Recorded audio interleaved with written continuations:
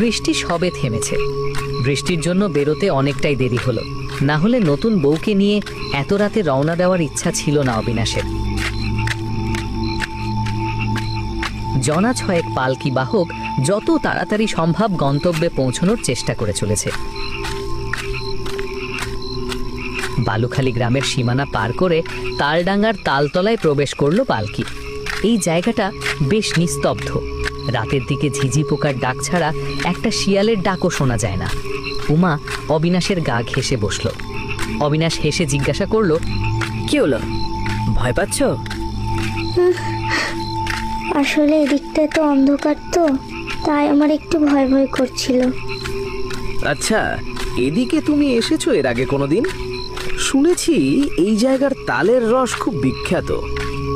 মুখ ঘোমটার আড়ালে না থাকলে অবিনাশ দেখতে পেত উমার মুখটা এই কথা শুনে কৃষ্ণ বর্ণ ধারণ করেছে। এই কথায় সে কোনো উত্তর দিল না, কারণ অতীতের ঘটনা জানাজানি হলে ওর বিবাহিত জীবন শুরু হওয়ার পূর্বেই শেষ হয়ে যাবে। এমন সময় হঠাৎ পালকি থেমে গেল। ওরা বুঝল পালকি ধীরে ধীরে নিচে নামছে। অবিনাশের ভ্রুড়ু কুঁচকে গেল। সে গলা তুলে পালকি বাহকদের উদ্দেশ্যে বলে উঠল, কি হলো হে, তোমরা থামলে কেন? কিন্তু কোনো উত্তর নেই। অবিনাশ স্ত্রীকে বসতে বলে পালকির বাইরে বেরিয়ে এলো।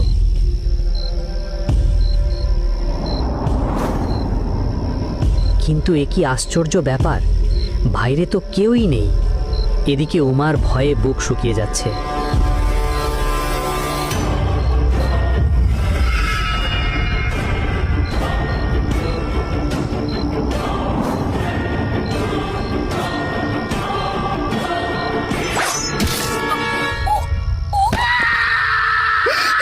ঠিক তখনই পালকির বাইরে থেকে অবিনাশের প্রবল চিৎকার শোনা গেল।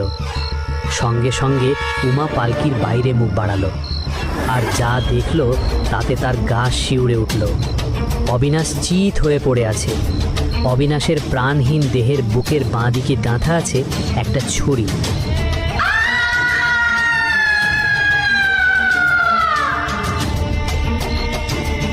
পালকি ঠিক সময় পৌঁছায়নি দেখে সকলে দল বেঁধে ওদের খুঁজতে বেরিয়েছে। তখনও ভোর হয়নি। হাতে মশাল নিয়ে তালডাঙ্গার তালতলায় প্রবেশ করতেই সেই নির্জন ছায়াময় স্থানে তাদের চোখে পড়ে এক ভয়াবহ দৃশ্য।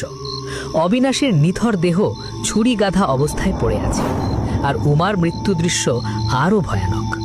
উমার শরীরটা রয়েছে পালকির ভেতরে, কিন্তু মুন্ডুটা রয়েছে একটা তাল গাছের নিচে, যেন কেউ নিষ্ঠুরভাবে মাথাটা কেটে বাইরে ছুঁড়ে ফেলে দিয়েছে। আর সেই 6 জন পালকি বাহক, তাদের কোনো চিহ্নই নেই সেখানে, যেন তারা কর্পূরের মতো উধাও হয়ে গেছে। প্রত্যেকের মুখে মুখে তখন কেবল একটাই কথা, এই কাজ কোনো মানুষের দ্বারা সম্ভব নয়। গ্রামের মেঠো পথ ধরে রাতুল আর ভোলা মনের আনন্দে গুনগুন করে গান করতে করতে এগিয়ে চলেছে তালতলার দিকে। তালতলায় প্রবেশ করতেই ভোলা বলল, আরে রাতুল, রাতে কি আমাদের এই কাজ করার দরকার ছিল? সবার মতো তো আমরা সকালে এই কাজ করতে পারতাম। কেন রে, তুইও ভূতের ভয় পাচ্ছিস নাকি? ভয় যদি পেতাম তাহলে কি এখানে আসতাম? আরে আরে, খেপে যাচ্ছিস কেন? আমি তো শুধু মজা করছিলাম। আচ্ছা ছাড় এসব, চল একটু বসে খাওয়া দাওয়া করা যাক। নে নে, চাটাইটা বিছিয়ে দে, তারপর তোকে একটা জিনিস দেব। ভোলা চাটাই বিছিয়ে দিল গাছের নিচে। ওরা দুজনেই সেখানে বসল। রাতুল হাতে ধরা হাঁড়িটা ভোলার দিকে এগিয়ে বলল, নে ঝটপট মেরে দে। ভোলা হাঁড়ি নিয়ে এক ঢোক খেয়ে বলল, তুই তাড়ি বানাস? রাতুল এক নিঃশ্বাসে তাড়ির হাঁড়িটা খালি করলো। তারপর বলল, হ্যাঁ, আমারও বাপও বানাতো। বুঝলি, বালুখালীর বাজারে একটা গোপন আড্ডা আছে, সেখানে ভাবছি তাড়ি বেচে আসবো, 2 পয়সা বেশি আসবে এই আর কি। যা বলেছিস। দুজনেই নিস্তব্ধ তালবনে হো হো করে হেসে উঠল। এদিকে চাটাইয়ের ওপরে রাখা হাঁড়িটাও ফাঁকা হয়েছে। ব্যাস ব্যাস, অনেক গল্প গুজব হয়েছে, যা এবার হাঁড়িগুলো নামিয়ে নিয়ে আয়। হ্যাঁ, কেন? আমি কেন? রোজ তো তুই হাঁড়ি নামিয়ে আনিস, আমি তো বাজারে নিয়ে যাই। হ্যাঁ তাই তো বললাম, আজ আমি না, তুই তুই হাঁড়ি নামাবি। আর শোন, হাঁড়ি নিয়ে নামার সময় আস্তে আস্তে নামবি। হাঁড়ি নিয়ে বেশি নড়াচড়া করলে রস ফেনা হয়ে যাবে, বুঝলি? আগে তো কখনো উঠিসনি, তো একটু দেখে শুনে উঠিস। পড়ে গেলে হাত পা ভাঙলে রোজকার মাথায় উঠবে। তুই নিজেকে কি ভাবিস? আজ আমি গাছে উঠে দেখিয়ে দেবো আমি পারি কি না।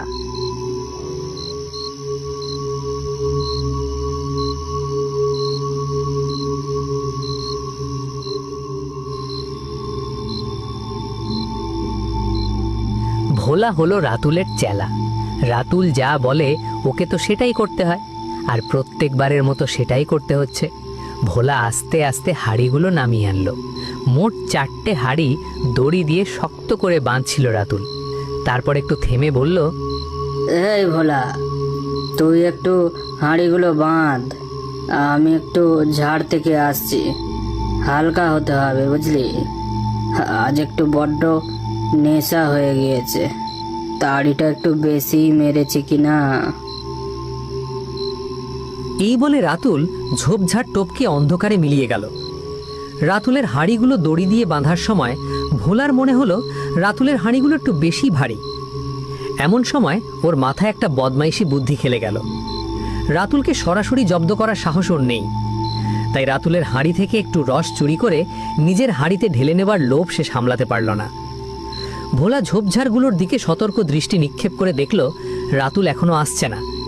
সে চুপি চুপি রাতুলের হাঁড়িটা তুলতেই বিদ্যুতের এক ঝলকে হঠাৎ তার চোখ আটকে গেল রসের হাঁড়ির ভেতরে। রসের মধ্যে কি যেন নড়ছে। ভোলা হাঁড়ির ভিতরে হাত ঝুঁকিয়ে সেই জিনিসগুলোকে তুলে এনে দেখল এক মুঠো চুল। ভোলার চোখ বড় বড় হয়ে গেল। চুল! এত চুল কোথা থেকে এলো? এত বড় চুল নিশ্চয়ই কোনো মেয়ে মানুষেরই হবে, কিন্তু সেটা হাঁড়িতে এলো কি করে? হাঁড়ি তো আর মাটিতে ছিল না, ছিল গাছের ওপরে। চুল ধরে টানতে কিছু একটা যেন হাঁড়ির মুখে আটকে গেল। ভোলা একটু জোর দিয়ে টানতেই ওর হাতে উঠে এলো লম্বা চুল বিশিষ্ট একটা মেয়ে মানুষের কাটা বাঁধা। ভোলার শরীর ঠান্ডা হয়ে গেল। বিদ্যুতের ঝলকানিতে মেয়ে মানুষের আস্ত মুখটা চকচক করে ফুটে উঠল। ভোলা সেই মেয়েটির মুখ চিনতে পারল। ঠিক তখনই মেয়েটি চোখ খুলে অগ্নিদৃষ্টি নিক্ষেপ করলো ভোলার দিকে। ভোলা মাথাটা ছুঁড়ে ফেলে দিয়ে তীব্র আর্তনাদ করে ছুটতে শুরু করলো। কিন্তু মেয়েটির কাটা মুন্ডু থেকে লম্বা লম্বা পিচ্ছিল কালো চুল সাপের মতো এগিয়ে গেল ভোলার পায়ের দিকে। দড়ির মতো করে তার ডান পা জড়িয়ে ধরল। ভোলা মুখ থুবড়ে পড়ল মাটিতে। পা থেকে ছাড়াতে চেষ্টা করলো চুলগুলো, কিন্তু সেই চুল জীবন্ত হয়ে আষ্টে পিষ্টে জড়িয়ে ধরল ভোলার গোটা শরীর। তারপর ভোলার মুখ থেকে বেরিয়ে এলো মরণ চিৎকার।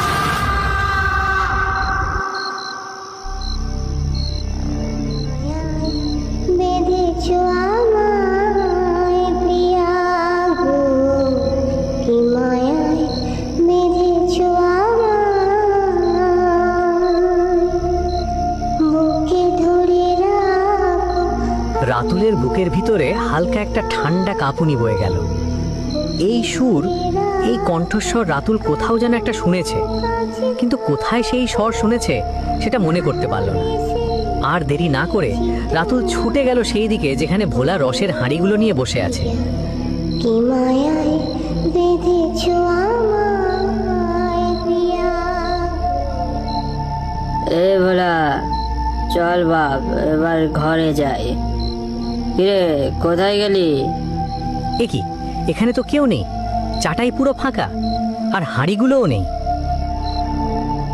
সালা ভিতর ডিম একখানা, নিচের হাঁড়িগুলো নিয়ে আমায় ফেলে পালিয়েছে।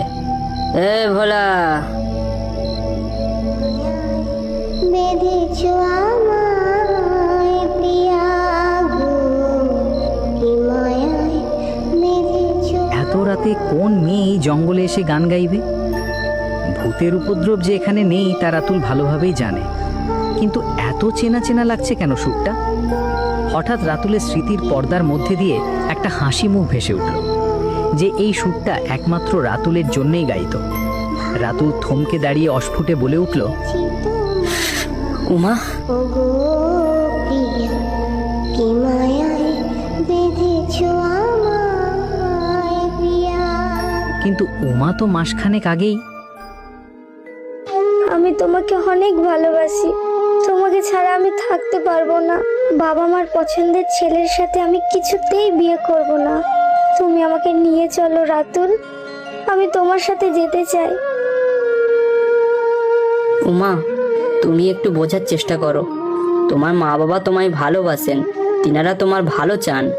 আর এই রস বিক্রি করে কিভাবে তোমাকে ভালো রাখবো বলো? আমার সেই ক্ষমতা নেই যে তোমায় দুবেলা ভালো খাওয়াবো। তাই তুমি বাড়ির পছন্দ করা ছেলেকেই বিয়ে করো মা, দেখবে তুমি অনেক খুশি হবে। না রাতুল, বিশ্বাস করো, তোমাকে ছাড়া আমি থাকতে পারবো না। চলো না, চলো না, আমরা দুজন কোথাও চলে যাই। বেশ কয়েকটা দিন কেটে গেল। এখন উমার বাড়িতে বিয়ের তোড়জোড় শুরু হয়েছে। পুরো বাড়ি মেতে উঠেছে বিয়ের আয়োজনে। কিন্তু উমার মনে নেমে এসেছে দুঃখের কালো ছায়া। কারণ রাতুলকে যে সে বড্ড ভালোবাসে, তাকে ছাড়া জীবনটা কেমন যেন শূন্য মনে হয়। ভালোবাসার মানুষকে ছেড়ে অন্য একজনকে নিজের করে নেওয়া, এটা উমা কিছুতেই মেনে নিতে পারছে না।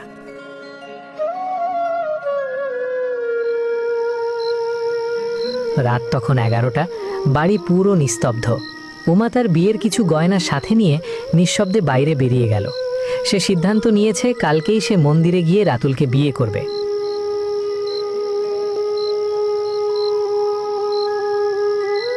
রাতুল, এই তারই বিচার কদিন চলবে বলতো? আর কটা দিন রে ভোলা, তারপর আমিও বড় লোক হয়ে যাব। শহরে গিয়ে অনেক ব্যবসা করব। আমার সুন্দরী আমার জন্য অনেক টাকা আনবে। সুন্দরী? সুন্দরী কে? ওই উমার কথা বলছিস? শালা, তুই তারই গিয়ে স্বপ্ন দেখছিস? কাল উমার বিয়ে, ও বিয়ে করে পরের বাড়ি চলে যাবে, আর তুই শালা দেবদাসে ঘুরে বেড়াবি। ও যেখানে ইচ্ছে যাক, আমার তাতে কোনো কিছু যায় আসে না। ওই মেয়ে মানুষকে আমি ভালোবাসি না রে। শুধু একবার সোনার গয়নাগুলো হাতে পেয়ে গেলে ওকে আমি গিয়ে শহরে বেচে দিয়ে আসবো। রাতুলের মুখের ভাষা শুনে হতচকিত হয়ে দাঁড়িয়ে থাকলো উমা। এটা সে কি করতে যাচ্ছিল? যে মানুষটা তাকে ভালোই বাসে না, তার জন্য কিনা? ছে ছে, এই কথা ভাবতেই তার নিজের ওপর ঘেন্না এলো। কিন্তু আর না, এক মুহূর্ত আর এখানে দাঁড়িয়ে থাকা যাবে না। সে সিদ্ধান্ত নিল বাবার দেখা ছেলেকেই সে বিয়ে করবে। ঠিক তখনই উমার পা লেগে বারান্দায় রাখা খালি কলসিটা পড়ে গেল। আওয়াজটা শুনে রাতুল আর ভোলা সঙ্গে সঙ্গে বাইরে বেরিয়ে এসে দেখে সেখানে উমা দাঁড়িয়ে আছে। উমা, উমা, তুমি আমায় ভুল ভাবছো। বিশ্বাস করো, আমি তোমায় অনেক ভালোবাসি। ছি রাতুল, ছি, আমি তোমাকে সব থেকে বেশি ভালোবেসেছিলাম। এমনকি তোমার জন্য আমার বাবা মাকেও আমি দুঃখ দিয়েছি। ছি ছি ছি ছি, তুমি এতটা নীচ। আজ যদি আমি এখানে না আসতাম, তাহলে তোমার ভেতরে থাকা এই শয়তানি চেহারাটা আমি কখনো দেখতে পেতাম না। আমার প্রাণ থাকতে আমি কখনো তোমাকে বিয়ে করব না, আর আমার বাবা মায়ের পছন্দ করা ছেলের সাথে আমি বিয়ে করব।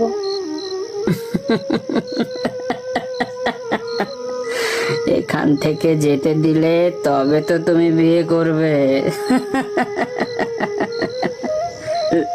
শয়তান, ছাড়, ছাড় আমাকে, ছাড় বলছি, আমি তোকে চেঞ্জ করে ফেলবো, ছাড় আমাকে।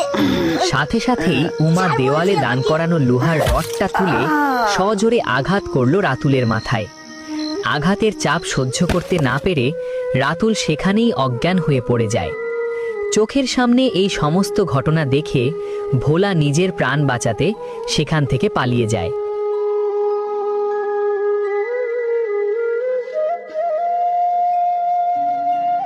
উমা তার বাবার পছন্দের পাত্রকেই বিয়ে করল, কিন্তু রাতুলের মনে প্রতিশোধের স্পৃহা তখনও নেভেনি।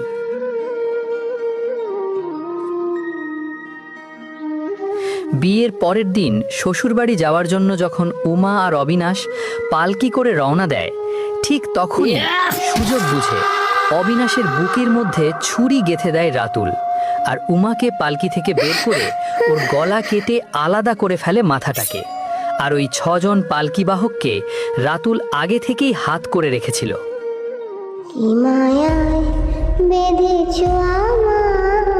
হঠাৎ বিস্ফারিত দৃষ্টিতে রাতুল দেখল দূরের একটা তালগাছের পিছন থেকে এক ছায়ামূর্তি ধীরে ধীরে বেরিয়ে আসছে।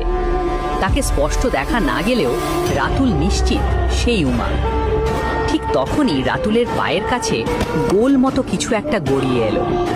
রাতুল নিচু হয়ে সেই গোল বস্তুটি তুলে নিতেই সঙ্গে সঙ্গে এক ভয়ঙ্কর ছায়ামূর্তি ঝাঁপিয়ে পড়ল রাতুলের পিঠে।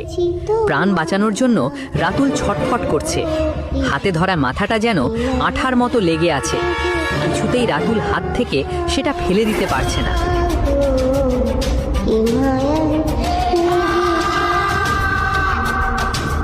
পরদিন সকালে গ্রামের লোকজন দেখল তালতলার পরপর 2 গাছে রাতুল আর ভোলার ঝুলন্ত মৃতদেহ। ওদের গলায় বাঁধা লম্বা চুলের ফাঁস, চোখ দুটো খোলা, জিভ বেরিয়ে বুক অব্দি নেমে এসেছে। মুখে ভয়াবহ আতঙ্কের ছাপ। সেটা স্পষ্ট করে দিচ্ছে ওদের মৃত্যু কোনো মানুষের দ্বারাই ঘটেনি,